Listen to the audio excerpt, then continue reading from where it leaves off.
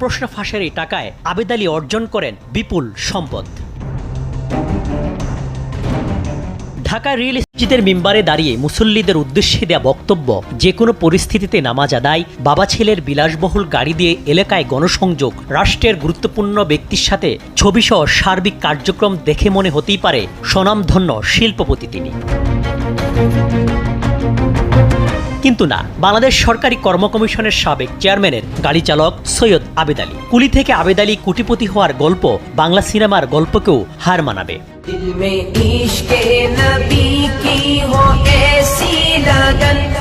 8 বছর বয়সে জীবিকার তাগিদে ঢাকায় আসেন আবেদ আলী। শুরু করেন কুলির কাজ। এক সময়ে ফুটপাতে ঘুমিয়েছেন, এরপর গাড়ি চালানো শিখে চাকরি নেন পিএসসিতে। তারপর জড়িয়ে পড়েন পিএসসির প্রশ্ন ফাঁস চক্রের সঙ্গে। সম্প্রতি দেশের একটি বেসরকারি টেলিভিশনের অনুসন্ধানে বেরিয়ে আসে বিসিএস সহ 30টি নিয়োগ পরীক্ষায় প্রশ্ন ফাঁসের তথ্য। মূলত প্রশ্ন ফাঁসের এই টাকায় আবেদ আলী অর্জন করেন বিপুল সম্পদ। ঢাকা রিয়েল এস্টেটের ব্যবসা করতেন বলে এলাকায় প্রচার ছিল। কয়েক বছর ধরে এলাকায় ব্যাপক দান খয়রাত করেন চক্রের এই হোতা।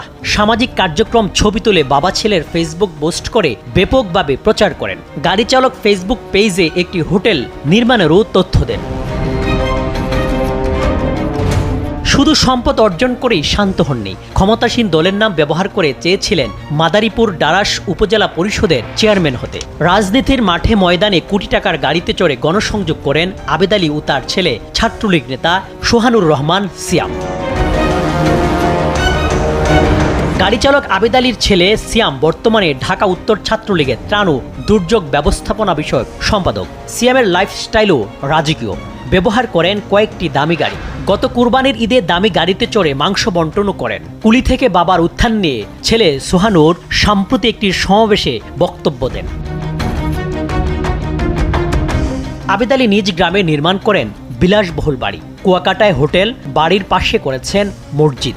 এছাড়াও অভিযোগ আছে সরকারি জায়গা দখল করে তার গরুর খামার ও মার্কেট নির্মাণাধীন। উপজেলা পান্তাপাড়া ও পূর্ব বলতা গ্রামে কিনেছেন বিপুল সম্পদ। ঢাকা যাওয়ার ফলে উনি রিক্সা চালাইছে এবং চাউলের ব্যবসা করছে।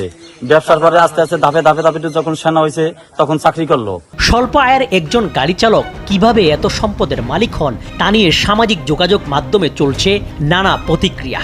কেউ আবার গাড়ি চালক কোটিপতি হলেও মালিকের অবস্থা নিয়েও প্রশ্ন তোলেন।